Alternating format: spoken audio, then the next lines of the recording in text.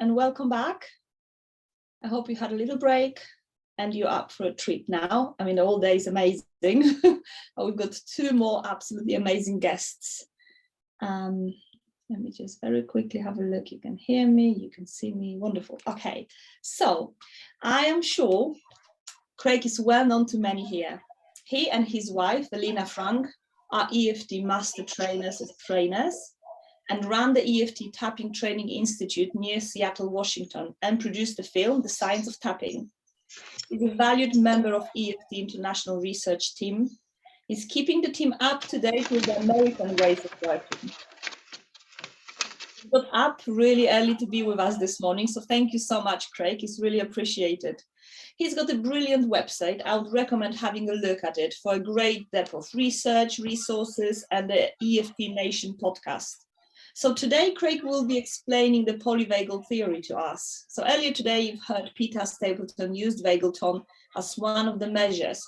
So Craig's presentation will help you, and me definitely, understand better what this is.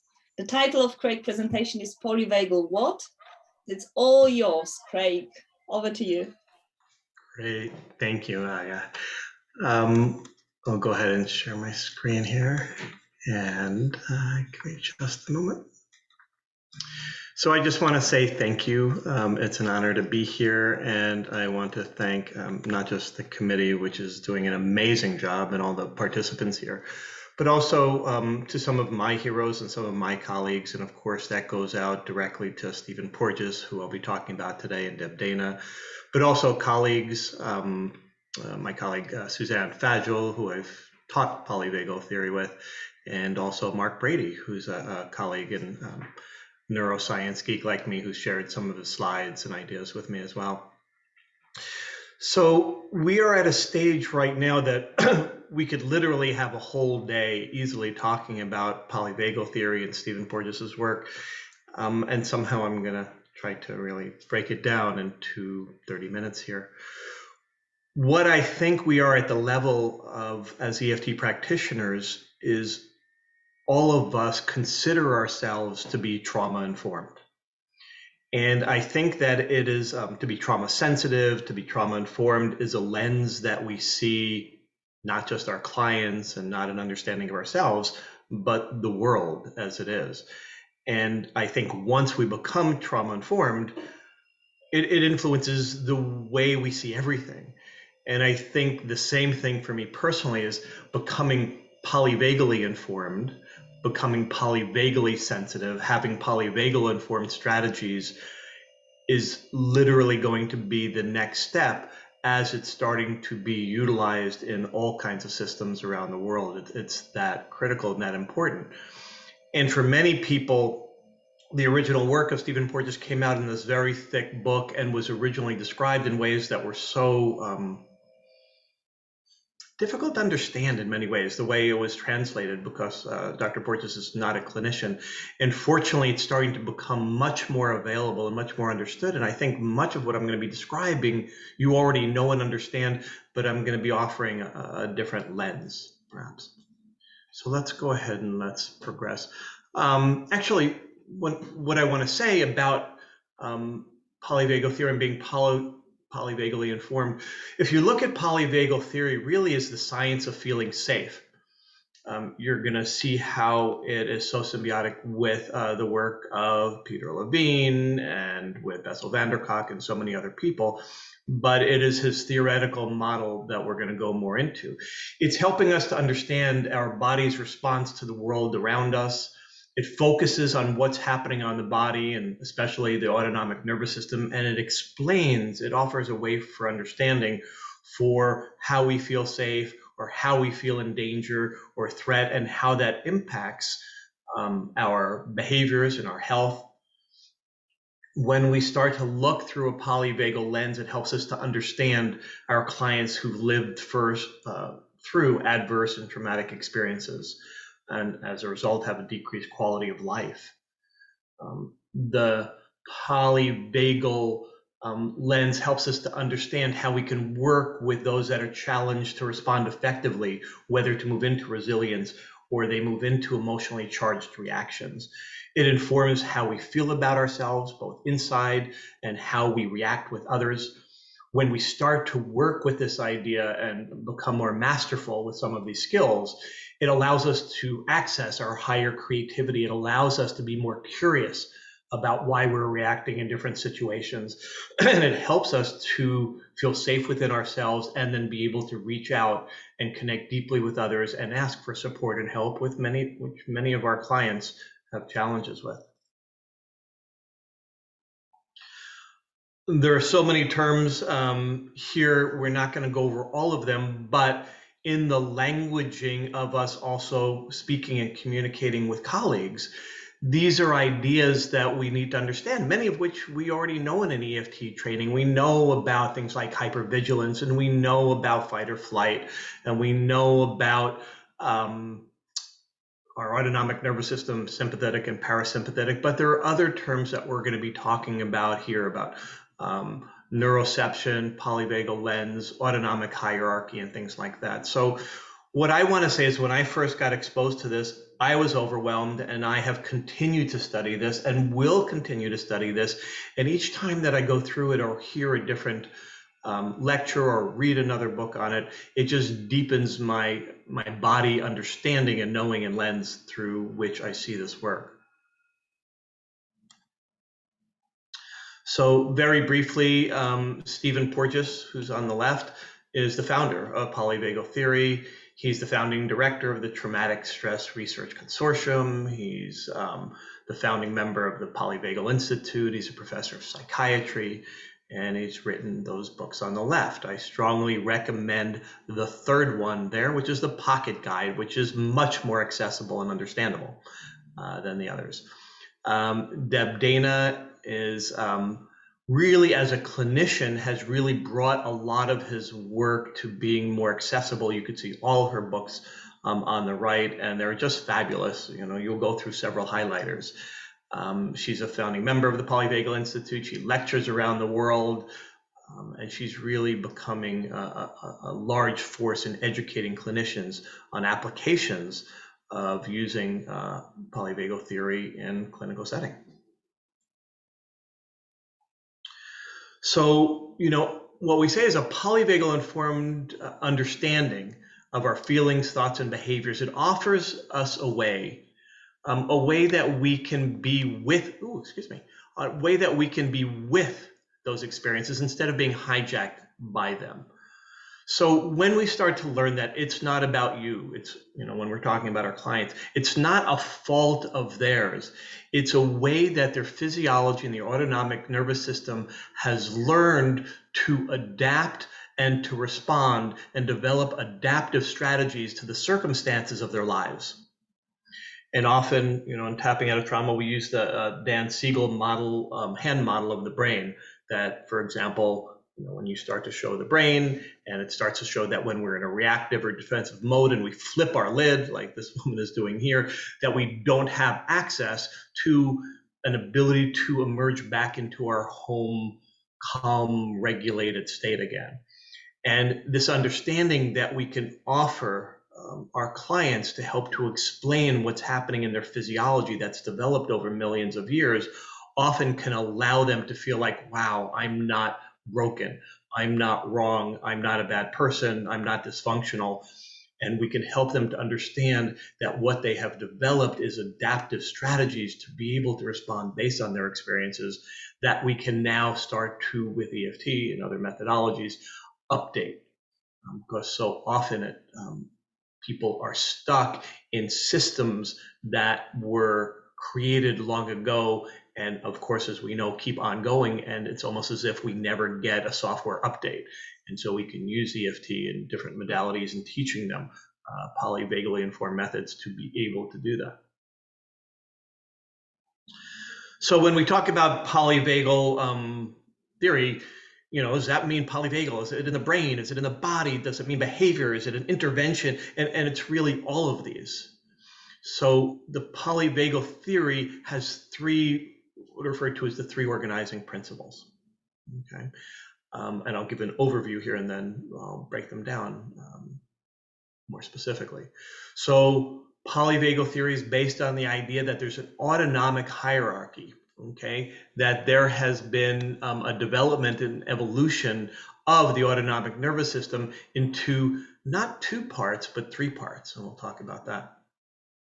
The concept that Dr. Porges describes as neuroception, which is our detection without awareness. It's the way that our nervous system reacts and interacts with the world, primarily on a subconscious level. And the third is the concept of co-regulation. And co-regulation, this ability to interact in a healthy, safe way with other beings and other nervous systems. This connection is a biological imperative. It's required and necessary for survival. It's both a drive to survive and the longing to connect. And this kind of connection is essential for well-being and survival. This co-regulation, as Caroline was talking about, is especially what we're doing in creating a therapeutic alliance. We are co-regulating with another being in a session all the time in a healthy way. So let's talk about those more specifically. So the vagus nerve itself, as just an anatomical structure, is the 10th cranial nerve. It's known as the wandering nerve because it is the primary aspect of the parasympathetic system that wanders throughout our body. Okay, and we're going to talk about how the vagus nerve, Stephen really describes the distinction into 2 parts. The ventral part, the forward-facing part, and the dorsal or backward-facing part. The ventral part primarily innervates the heart and the lungs, the pharynx and the larynx, and the dorsal part of the vagus nerve does everything below the diaphragm. So it nurtures digestion primarily. When we look also at this picture at the ventral vagus, the front part, the top part, the newest part of the vagus nerve, it has a lot to do and a lot of innervation around the face and the eyes and the ears. So it has a lot to do with how we listen and how we see and how we speak. And we'll talk more about that therapeutically. So this just gives you a visual of where the vagus nerve travels. When we start to talk about this first part, this first principle, and we talk about what's referred to as the autonomic hierarchy or the autonomic or polyvagal ladder, we start to look at this newest part of the vagus nerve. So if we divide it evolutionarily, this newest part of the vagus nerve is the ventral vagus. It developed like 200 million years ago, and it has a lot to do with our ability to foster a state of calm, with fostering a state of regulation, with innervating the features in our eyes and our face and our voice that creates connection. Okay. We refer to this, or it's referred to as the social engagement system. How we connect safely with others is what the ventral vagal is all about. So our work personally and with our clients is about helping them to stay in this ventral vagal connected state as much as possible, because when we are there, it dampens the fight or flight system. It dampens the HPA stress activation that we were talking about earlier with Carol. When we start and we can stay and keep returning to that ventral vagal state, I feel connected to a greater world around me. We know that when we're working with clients, we're always supporting that.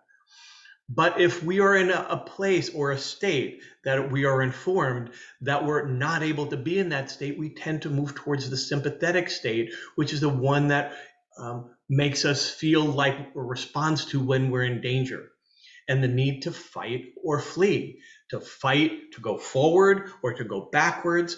And this system developed 400 million years ago, right? And the adaptive protective mechanisms through action, through mobilization, whether escape or aggression.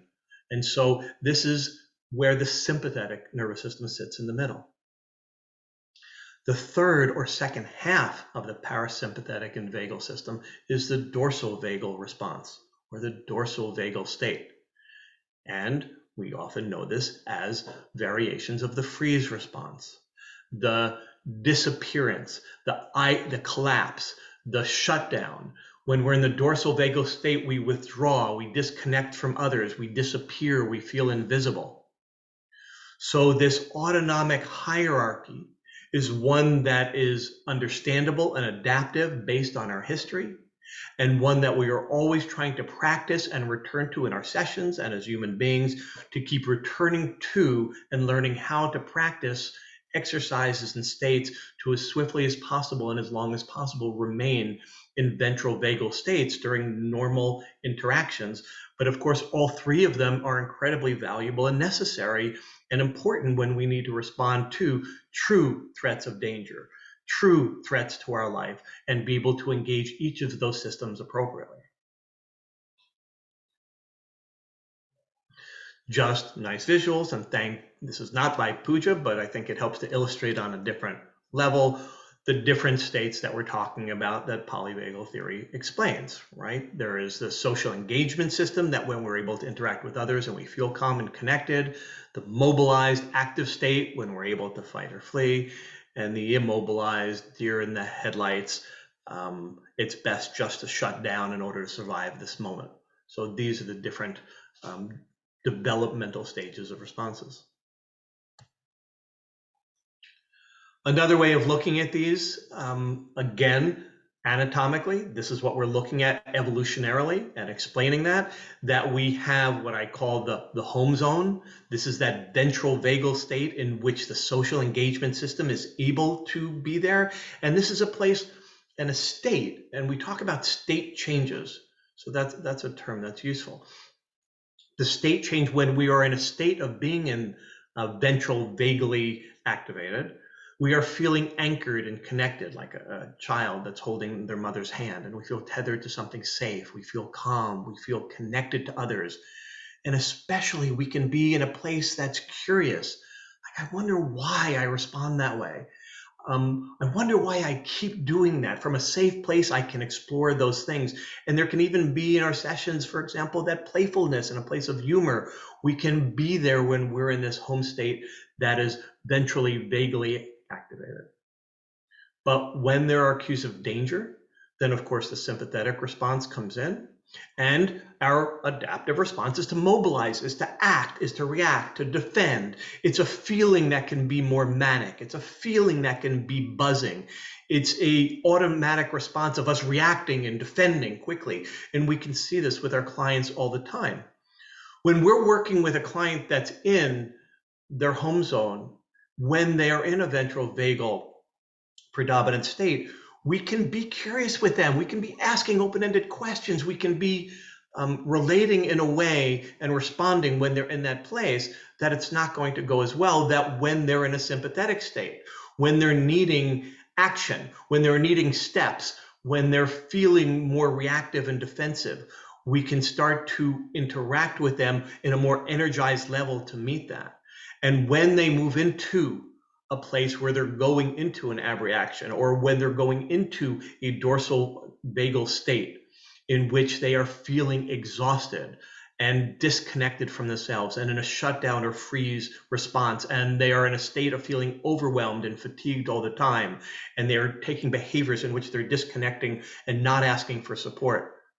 When a client moves into that state, then most important is us just being present with them, so that they're not feeling isolated and alone, and they can start to begin to move up that hierarchy towards a more ventral vagal state. So this helps us to understand how people are behaving and helps us to explain that. It also informs how we can be with them in a session as well that's going to be most effective. This is just another chart that's wonderful out there. I'm not going to go into it deeply, except we just keep seeing these, the transitions of moving from a frozen, dissociated, numb state, and then where activation of energy can be really, really helpful, and then moving somebody towards a socially engaged and connected state as well.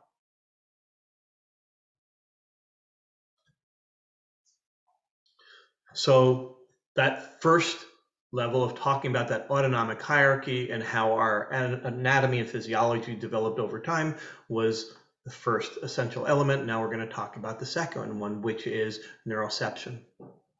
Deb Dana says, through the process of neuroception, the nervous system listens to what's happening in our embodied sense, which is basically on the inside, how that's informing us, our environmental, what's happening outside of us, the circumstances and things that are happening out here, and how we're detecting safe versus danger, and the in-between, as she says, or the relational experiences. And neuroception is always looking for cues of safety and cues of danger.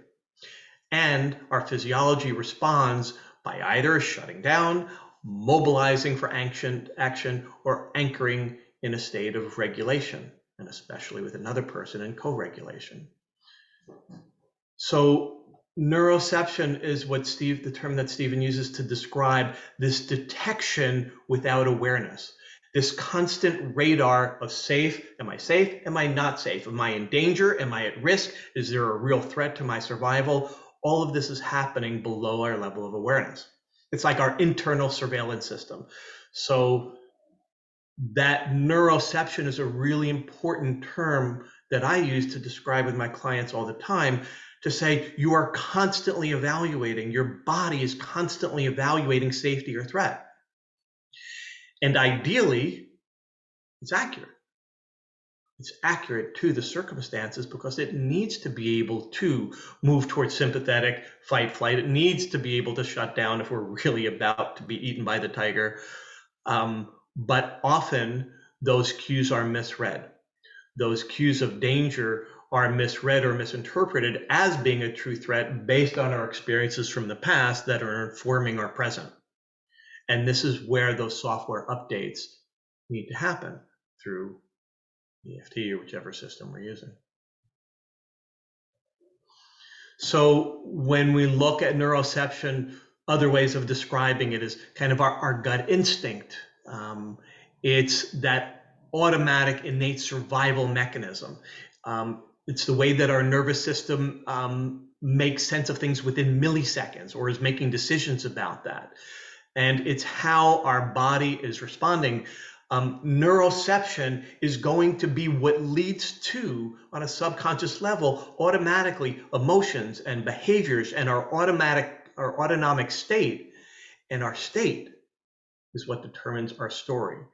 Our state is what determines how we're interacting with ourselves and able to connect with ourselves, with spirit, with the world, with people around us, or not. The way that we respond in our experience to threats and dangers and trauma and adverse experiences, our autonomic nervous system is continually being retuned based on that.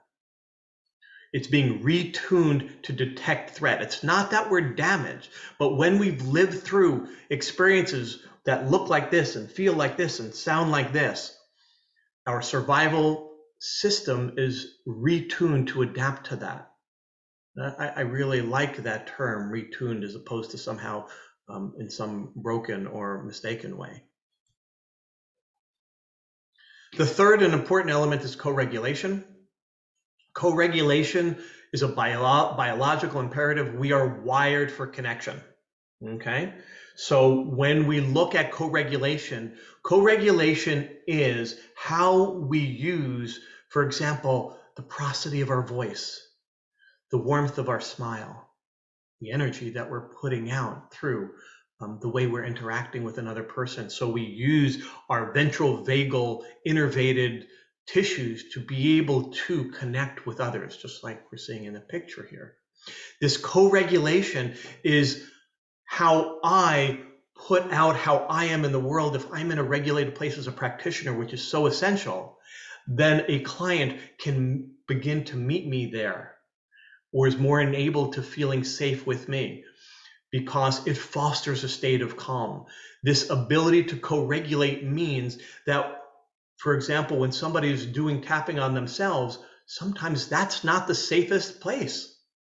And that we need that other person to hold the life raft, especially when working with traumatic memories, to be able to have that that therapeutic alliance as well, in which we create that sense of co-regulation where we can bring each other to feeling a more ventrally vagal infused state.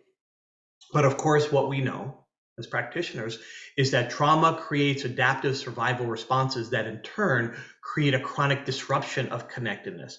It makes us be defensive with other people and respond in ways that cause us to be not just, excuse me, to become either hypo or hypoaroused. Excuse me. So this idea of co-regulation is a very important one that's dependent on the other two aspects. And so while people might give up on their active search to connect with people, our nervous system is wired to connect. We are constantly looking for connection, but if our sympathetic system gets activated, we can't connect. We can't have both fear and connection at the same time.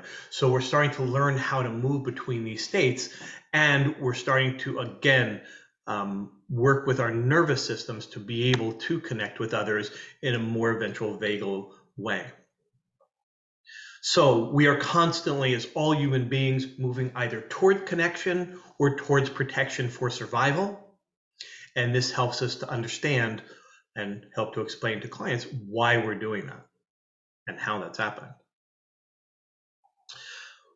You know, when we lose what's also called that ventral anchor, okay, when we lose our ventral anchor, our thoughts become chaotic and disorganized, and we feel stuck. We feel stuck in one particular story or way of being, and we forget that there are other possibilities. And how many of us know that with our clients, when we move them into the place in which cognitive shifts are happening and energy is happening and moving, all of a sudden they have creative solutions to problems that looked impossible before. And of course, the main reason that we stay stuck in a dorsal vagal state or habituated into a sympathetic state, excuse me, is because of trauma, right? Experience of trauma is, as we say, the great disruptor, because trauma prioritizes mobilization responses to be able to protect ourselves. It also, depending on the depth and our responses to trauma and everything from attachment to so many different issues, it can also create states of habitual dorsal vagal immobilization and disconnection. Trauma oversensitizes our internal and our external neuroceptive incoming information.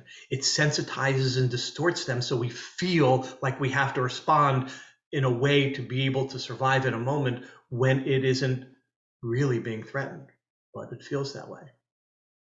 Trauma blocks our ability to co-regulate with others. Trauma overrides our ability to connect and feel safe with ourselves and our own feelings and our own physical sensations. And it makes our ability to move toward a ventral vagal self-regulated state inaccessible when we're continue to be affected by trauma and traumatic memories, whether we're living in them or they're from our past that are still alive within us. Trauma reduces our access to self-resilience. It reduces our access to ventral vagal states that allow, as we were saying before, for creativity, for trust, for love, for remembering things, for spiritual connection. And don't we see this in our clients all the time? And we're not going to go into it in this talk, but when we have trauma, of course, through understanding how when we're in chronic sympathetic states, we know the stress response and how that affects heart disease, liver disease, so many others. Of course, earlier today talked about the ACEs and how early trauma sets up and wires our nervous system to more easily always move to a greater, wider path that takes us toward mobilization or disconnection and shutdown, and of course creates chronic health conditions. So perhaps, and I am using some of this languaging because part of this process is becoming more polyvagally informed and getting used to some of this language. Perhaps as EFT practitioners, we help our clients by updating their autonomic nervous system software from a habitual pattern of reacting from adverse past experiences, and we're updating their physiology to who they are now, right? And we all need updates so that I can be who I am now. You know, we don't have to move to a different country or move to a different relationship for an update. we can start to do that with EFT. And we start to cultivate that ventral vagal state in which I live in that more often and more of my day. And as a result of that, we can start to, of course, deeply and completely accept ourselves, and our self-compassion and compassion for others grows as well. As we start to feel an expanded sense of safety, because it is all about safety, a person starts to feel safer in themselves, and it starts to get reflected in safer experiences around them. And perhaps through EFT, we're increasing their capacity to more accurately perceive and respond appropriately to the different triggers and cues of safety and danger, and have them be more accurate around them, so that, again, they can respond appropriately and not in exaggerated ways of dysregulation. And as practitioners and as clients, we are both working to send out signals of safety to others, that when we're feeling safe, we put out safety to others so that they can feel that as well. And then we can be more actively all the time in states of co-regulation, because we know when we're in that state, that ventral vagal state, people are smiling and they respond back, and we can start to have feelings of connection, which is life-giving. And perhaps what we're also doing is we're increasing their resilience. And that resilience is really helps to describe a nervous system that moves from a feeling of connection, that has an active social engagement system, but then things happen and we get mobilized and we move into our sympathetic or dorsal vagus, but how swiftly we can return and move back. And that really is a sign of resilience. And so, yes, so I had a dog slide and a cat slide to help to connect to all of you that have a favorite. Certainly for me, this kitten here describes a feeling of being, there's this vulnerability, there's a sense of openness, and most important is a feeling and a felt sense of feeling safe. Because when we feel safe, we can heal. When we feel safe, we can support others in feeling the same. And especially as we are living in a world, and the question, how do we stay regulated and in a ventral vagal state in a world of constant and repetitive threats? It's practice. It's an ongoing practice. And EFT can be a big part of that practice of remaining in a ventral vagal state more and more of the time. So I know that this is just the beginning, but my time is up. So I want to say thank you, and I will be taking some questions, and I will pause this here. Hi, Craig. Hi. Well, I guess I'll just keep it here. So I'll answer from this. Okay, go ahead. Yeah, I've got the questions for you. Thank you. Oh, just zoomed out by mistake. It feels evolutionary, this, for us all. It's wonderful. Thank you. Yeah, really is, isn't it? Okay, first question. Is polyvagal theory the same as interoception? If not, what is the difference? Okay. Yeah. So interoception is, as I described, how we're getting information. And one way that we're getting information is from the inside, from within our bodies. In other words, our feelings and our sensations are informing us. So part of neuroception, again, is kind of from within, from without, and as they say, the in-between. So part of 1/3 of neuroception would be the feelings that I am getting from the inside and how I'm interpreting those, as well as the circumstances, as well as kind of the interaction and states between nervous systems. So it would be 1/3 of neuroception. Okay. After working through a problem with EFT in a safe and thorough way, releasing emotions, the client sometimes describes the sensation afterwards as empty or numb. How do you interpret that from a polyvagal perspective? That's an interesting question.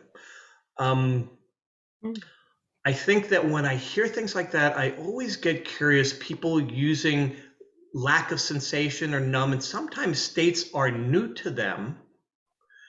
And I get more curious and I ask more questions, because I'm taking in all the information about how they're responding, how they're acting, how they're looking, what their voice is like.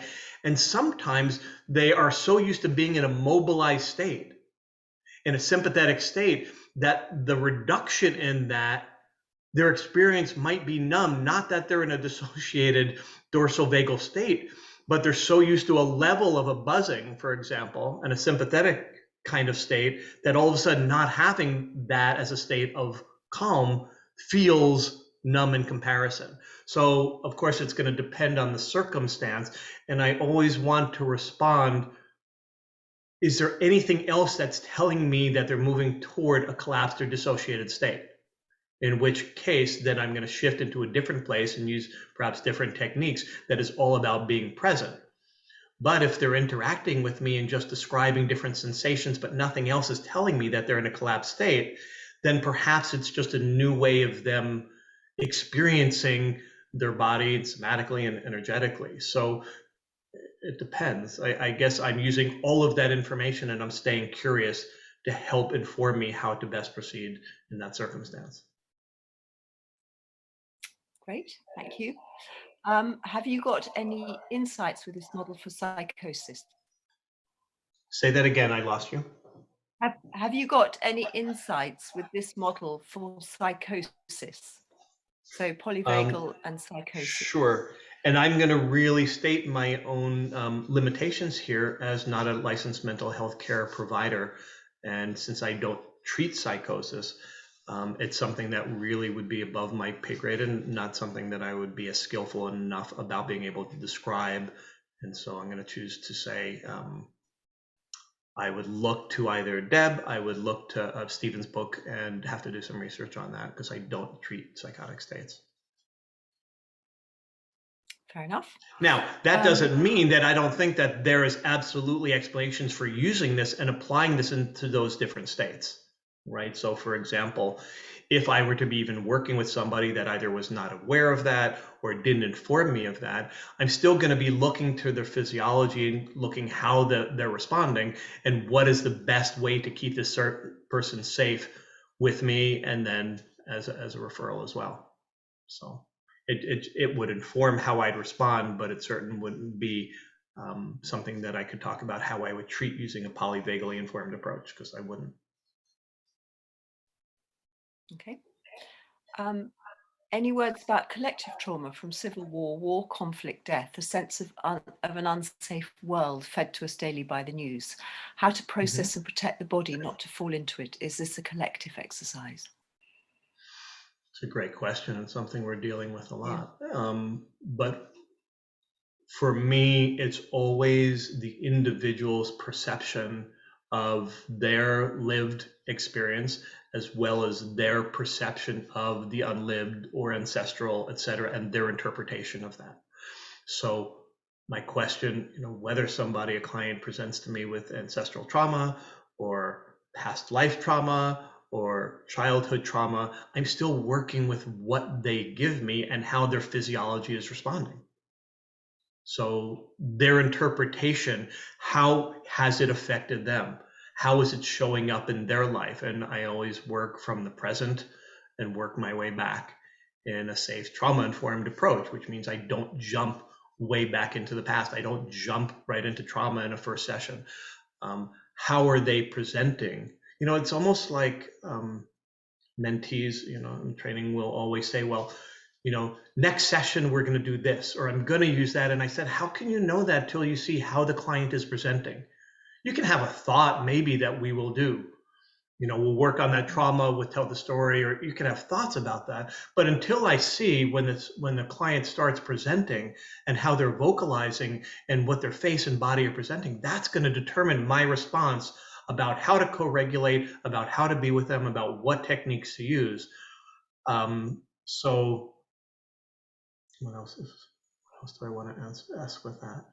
Of course, that kind of collective trauma and ancestral trauma may then have them interpret world events that are happening 10,000 miles away as a true threat to their own survival. And that's the way that their body is responding, their physiology is responding, even though there's not a true threat to their physical well-being where they are, but they're responding in that way from a learned behavior and model from the past. So we have to work with that in their experience to be able to move them toward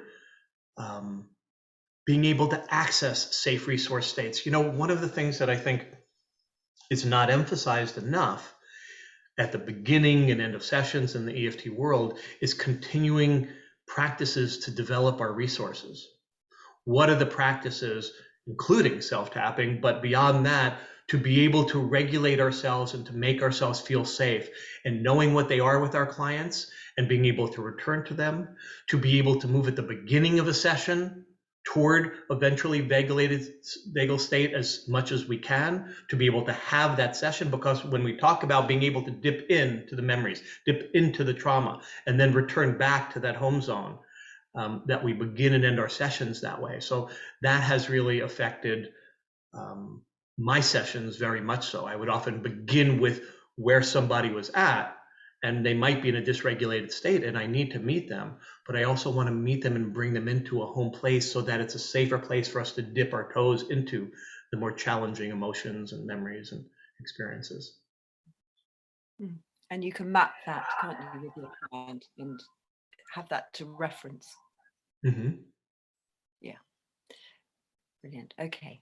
Is it possible to go from the ventral state to the dorsal state without passing the sympathetic arousal, or are you passing that state for a super short instant? That's a really good question, and I've heard it in different ways. Because on one hand, you know, on a simplified level, I'd like to say that there is that tendency. What do I want to say? That first, our attempt in a dangerous situation is to be able to try to appease our way through that, and to use behaviors, you know, and fawning behaviors, and moving toward a socially engaged state.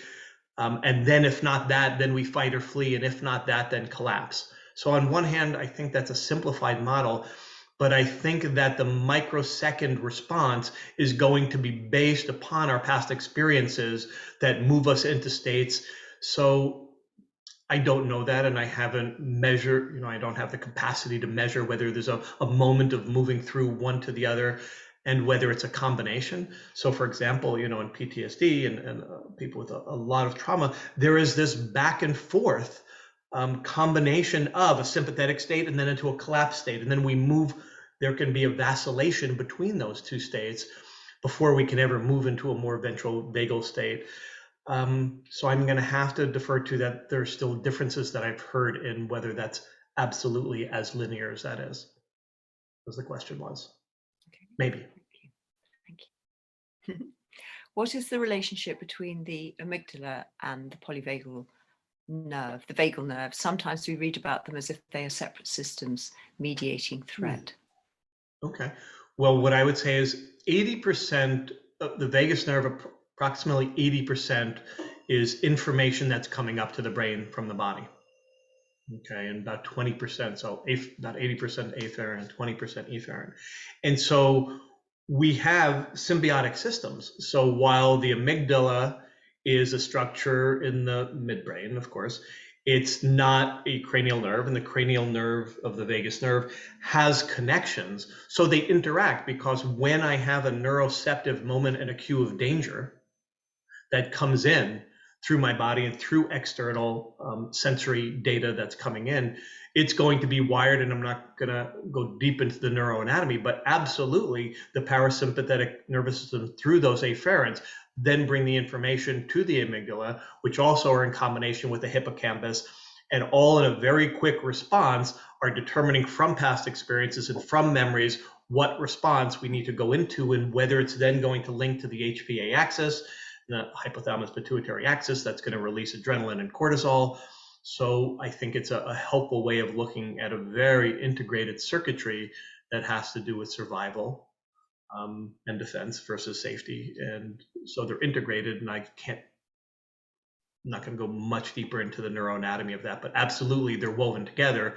But the amygdala is not part of the sympathetic or parasympathetic nervous system. It's independent as part of the CNS, the central nervous system.